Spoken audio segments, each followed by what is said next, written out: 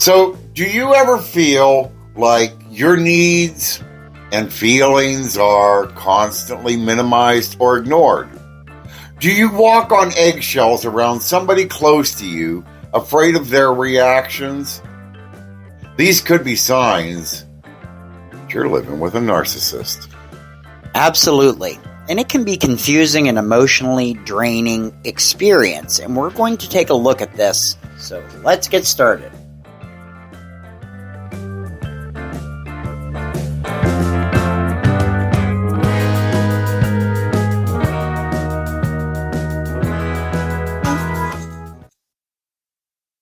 Hi there, everyone, and welcome back to the Joy Without Justification podcast. We are your one-stop spot for finding peace, purpose, and presence. No explanation is needed. I'm your host, Denny. And I'm your co-host, Dan. Today's topic is a tough one, but it's an important one. Living with a narcissist. Yeah. And this is a subject that I am very familiar with. I was in a relationship that involved being around somebody that was a narcissist. As always, in those types of relationships, there's always that beginning where everything is just perfect and wonderful. And then I started seeing the dark side, which came more out when that person was drinking. Yes. I wasn't allowed to have an Android phone. I had to have like a BlackBerry phone because if I had an Android phone, then I was allowed to play games on it or be surfing on social media. But he could have whatever kind of phone he wanted to have. I wasn't allowed on my computer, except to go on real quick, look at Facebook, log off, and then I walked away. I could not be sitting there all day, but yet he was in the computer room constantly on his computer. Anything I said or did was put down, belittled. I had to work 2 jobs in his mind to save money, even though I had money in my account. I don't know what the problem was. But he could work only 1 job, maybe, depending upon whether he wanted to do it or not. When he'd get drunk, he would beat the shit out of me. He got so drunk one night at a Chinese auction we went to for a family that he was a foster kid to. And apparently somebody that he had cheated on me with was at that auction. I didn't see the person, but in his mind, I did. We were driving home. Yes, inebriated. He was reaching over to open the passenger door and telling me to get out while the vehicle was moving. Oh my God. And he was going to let me walk home from on the other side of Punxsutawney to Mayport, Pennsylvania. We got home. We went to our separate bedrooms. Because it had gotten to that point that I wasn't even allowed to sleep in the bed with him. Yet he was still letting me think we were in a relationship. He came in my room thinking I said something, started beating the shit out of me, blackened my eyes, pushed me out of the bed, slamming my head into my nightstand. Oh my God. To the point where I had had enough. I went downstairs, called my sister. He took the phone out of my hands.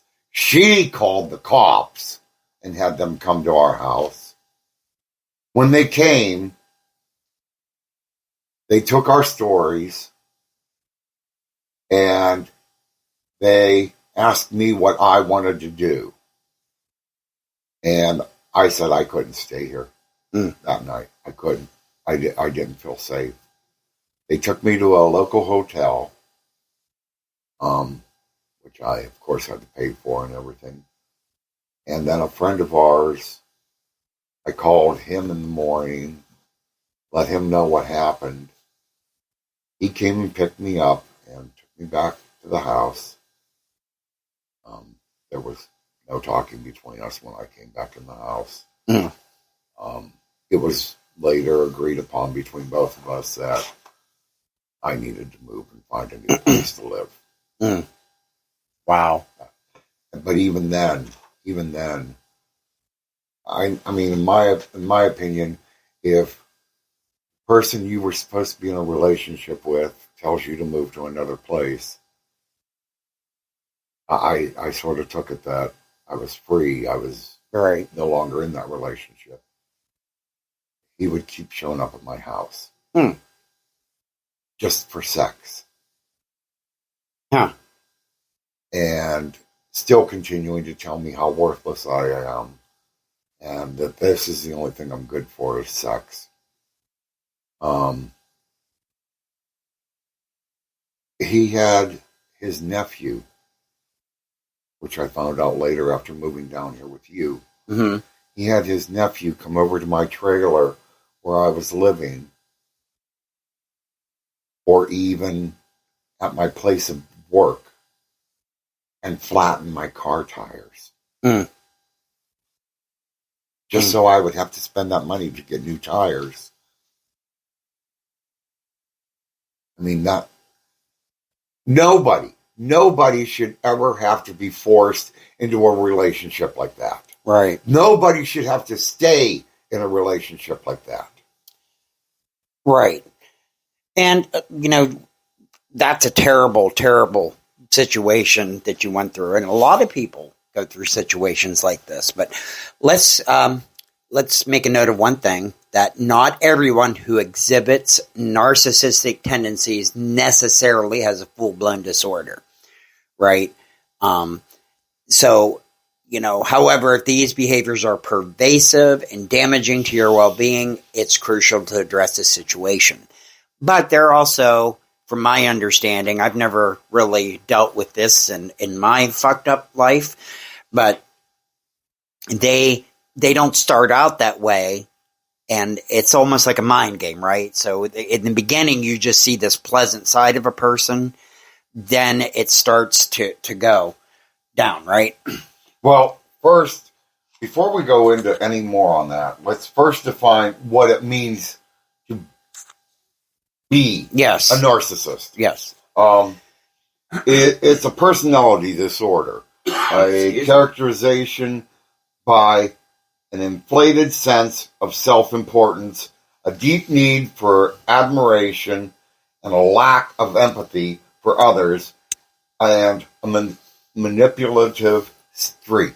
So a dick. They need to feel like and let everybody know they are the victim, you are the problem. Yeah. Living with a narcissist can take a toll on you. And believe me, it did. It's still to this day.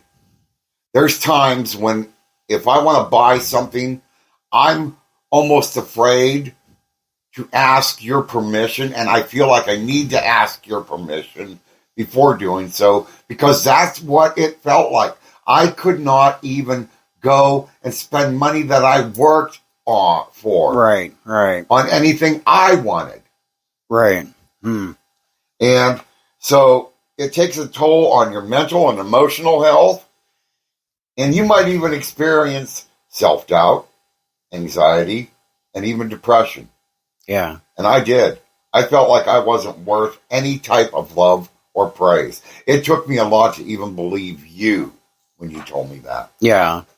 So I guess it's like being constantly criticized, belittled, and gaslighted, right? So that's the manipulation that these kind of people do. Exactly. Okay. Exactly. It's important to understand that, though, and please, everyone, please listen. It is important to remember You're not the blame. Narcissists are skilled at making their partners feel like they're the problem. But you need to keep, as hard as it will be, you need to keep telling yourself that you are not the problem. They are the ones with no self-esteem. They need the recognition and praise. They feel no self-worth and should be pitied. Wow. So I guess you can see, how sometimes women get in those situations with those controlling men. That's probably narcissism. So what can you do if you're living with one? So what's your strategy? Well, first, prioritize your own self-being. Establish healthy boundaries and learn when to say, no, enough is enough. Right. Okay. So setting boundaries might involve limiting contact, not engaging in arguments, or refusing to be manipulated. Exactly. Therapy can be a incredible help in processing your experiences, developing coping mechanisms, and building self-esteem. Right. So don't never underestimate the power of support. Surround yourself with healthy, positive people if you can. And that's because don't narcissists kind of take and want you to be around who they want you to be around, and because they're not going to want you clued in that they're manipulating. He didn't want me around anybody. So, what advice do you give to someone whose partner is controlling them that way? How do you get that help?